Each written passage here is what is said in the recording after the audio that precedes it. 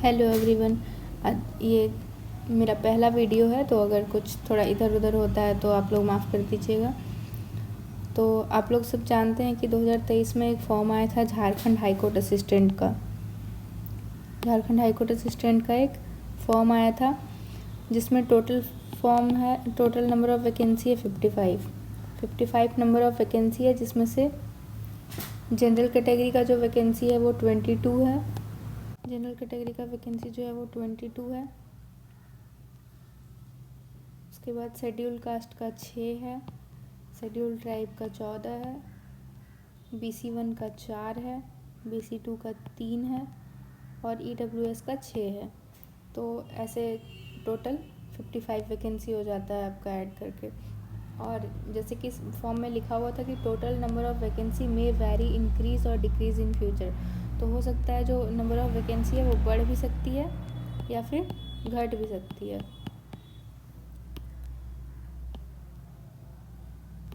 तो Jharkhand high court assistant की तैयारी कैसे करनी है, ये किस लेवल का जॉब है? ये लेवल 7 का जॉब है। जिस लेवल का जॉब झारखंड CGL में होता है, वो भी जो असिस्टेंट सेक्शन ऑफिसर बनते हैं झारखंड CGL के थ्रू, वो भी लेवल 7 का जॉब होता है। और ये झारखंड हाई कोर्ट असिस्टेंट जो है वो भी लेवल 7 का जॉब है। तो झारखंड हाई कोर्ट असिस्टेंट का क्या काम होता है? तो जनरली वो फाइल मेंटेन करने का काम होता है। जो भी केसेस से रिलेटेड फाइल्स होते हैं वो फाइल मेंटेन करने का काम होता है। तो मैं आपको झारखंड हाई कोर्ट असिस्टेंट के बारे में इसलिए बता रही हूँ क्योंकि कुछ दिन पहले जो है वो बिहार में वैकेंसी आई थी पटना हाई कोर्ट की। पटना हाई कोर्ट असिस्टेंट का वैकेंसी आया था, टोटल 550 वैकेंसी था। उसका फाइनल लिस्ट जो है वो आ चुका है, फाइनल हो चुका है उसका रिज़ल्ट।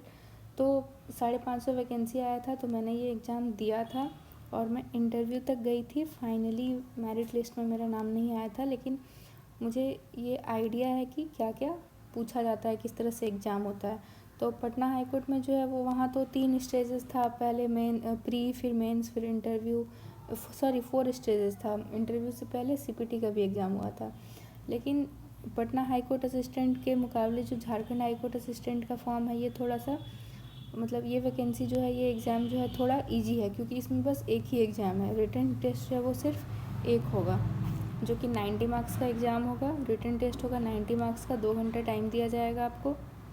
उसके बाद सेकेंड जो है वो कंप्यूटर टेस्ट होगा, जो कि सिर्फ आपको क्वालिफ़ाई करना है। तो ये कैसे क्वालिफ़ाई करना है कि आपको 5 मिनट टाइम दिया जाएगा और 100 वर्ड्स आपको टाइप करना है। 20 वर्ड्स पर मिनट के हिसाब से आपको 100 वर्ड्स टाइप करना है। तो ये कोई बहुत बड़ा चीज़ नहीं है। आप अगर थोड़ा सा भी कीबोर्ड में प्रैक्टिस करते हैं तो ये आपका तुरंत, वैसे भी जनरली भी बहुत धीरे धीरे भी करिएगा तो भी हो जाएगा, ये कोई बहुत बड़ी चीज़ नहीं है। और तीसरा जो है वाइवा वॉइस, ये इंटरव्यू के टाइप का होगा आपका वाइवा वॉइस। ज़्यादा देर का नहीं होता है, 4-5 मिनट का इंटरव्यू होगा। आपको पूछा जाएगा आप क्यों आना चाहते हैं इस जॉब में, या आप क्या करते हैं, आपका बैकग्राउंड जाना जाएगा, यही सब पूछा जाता है। और कोई बहुत बड़ी चीज़ नहीं होती है, बहुत इजी होता है ये।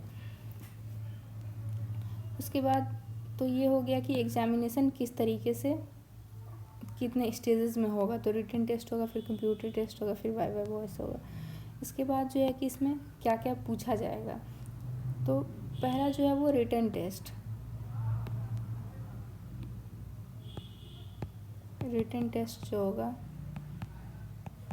तो उसमें क्या क्या पूछा जाएगा, तो उसको 3 भाग में डिवाइड किया गया, ग्रुप 1, ग्रुप 2 और ग्रुप 3 में।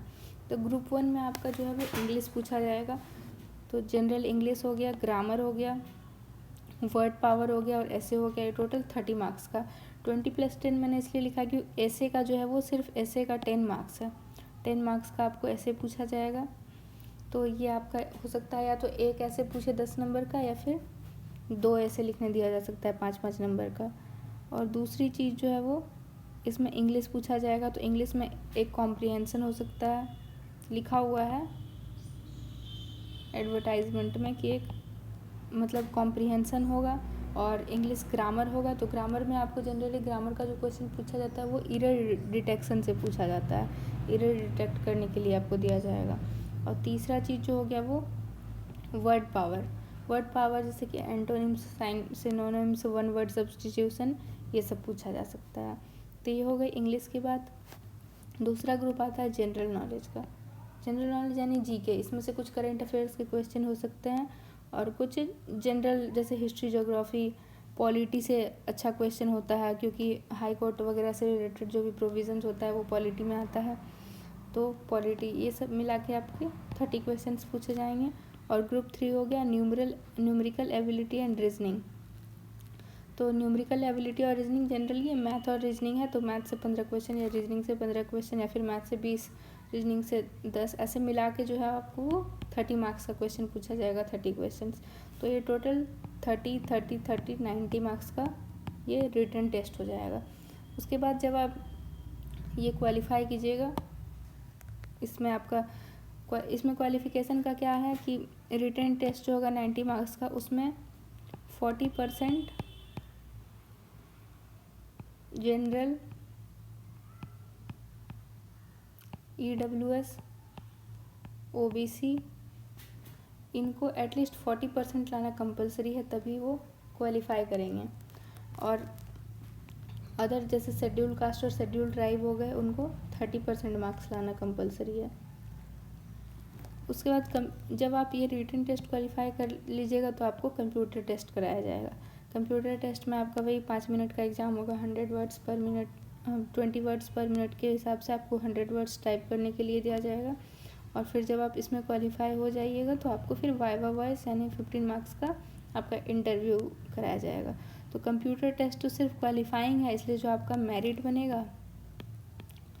बनेगा वो रिटन टेस्ट और वाइवा वॉइस मिला के बनेगा। तो इसके आधार पे आपका फाइनल मेरिट लिस्ट जारी किया जाएगा और उसके बाद आपका सिलेक्शन हो जाएगा। क्योंकि ये बहुत ज़्यादा बड़ी वैकेंसी नहीं है, सिर्फ 55 क्वेश्चन की वैकेंसी है, तो इसमें चांसेस है कि कट ऑफ खाया जा सकता है। तो अगर आप जैसे कि इसमें कौन कौन सा पोर्शन जो है वो ईजी है, तो इंग्लिश मान लीजिए आप 30 में से 20 मार्क्स भी ले आते हैं। ऐसे में तो आप जान नहीं सकते हैं 10 मार्क्स में आपको कितने मार्क्स मिल सकता है, 2 नंबर 3 नंबर कितना भी वो लोग दे सकते हैं लिखने के हिसाब से। लेकिन जैसे ये हो गया, एरर डिटेक्शन हो गया, वर्ड पावर हो गया, कॉम्प्रिहेंशन हो गया, इनसे 20 क्वेश्चन रहेगा, तो एटलीस्ट आप इसमें से 20 में से 15 नंबर भी ला सकते हैं। और इधर आप अगर 5 नंबर भी ले आते हैं तो 20 नंबर टोटल हो जाएगा। कोशिश कीजिएगा इससे भी ज़्यादा लाने का, लेकिन कम से कम इतना नंबर भी ला सकते हैं। फिर 30 क्वेश्चंस जनरल नॉलेज से हो गए। तो इसको आप अगर MCQ प्रैक्टिस करते हैं तो इसमें आप 30 में 30 भी सही कर सकते हैं, 30 में 28, 25 भी सही कर सकते हैं। जैसे आपको ये आप कहाँ से प्रैक्टिस कर सकते हैं, जैसे CGL में जिस टाइप का क्वेश्चन पूछता है, इसमें झारखंड से क्वेश्चन रहेगा, ये तो नहीं लिखा हुआ है लेकिन कुछ पूछ सकता है 1-2 क्वेश्चन। और न्यूमेरिकल इसमें भी आप 30 में से 30 ला सकते हैं। तो अगर आप 80 नंबर तक या 70 नंबर तक इसमें लाते हैं, उसके बाद आपका 15 नंबर का इंटरव्यू होगा, तो उसमें आपको 6 नंबर 7 नंबर मिल ही जाएगा। तो उतना नंबर आपको क्वालिफाई करने के लिए काफ़ी है। जैसे कि पटना हाई कोर्ट असिस्टेंट का हुआ था, तो उसमें फाइनल मेरिट जो बना था वो सिर्फ वो बना था रिटन टेस्ट और इंटरव्यू मिला के। तो उसमें जो हाईएस्ट कट ऑफ गया है जनरल का वो 66 गया है, सोच लीजिए। जबकि वो 100 और 10 वो भी 110 नंबर का था, 100 नंबर का था,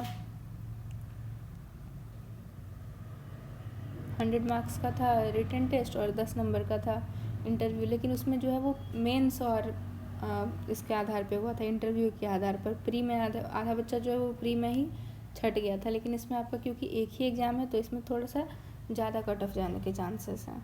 और उसमें नंबर ऑफ़ वैकेंसी भी 550 था, इसमें तो उसका 10% है, सिर्फ 55 ही वैकेंसी है। और एक वैकेंसी है सिविल कोर्ट असिस्टेंट की, तो उसका भी पैटर्न जो है वो सेम टू सेम ऐसा ही है। सिविल कोर्ट की भी एक वैकेंसी है,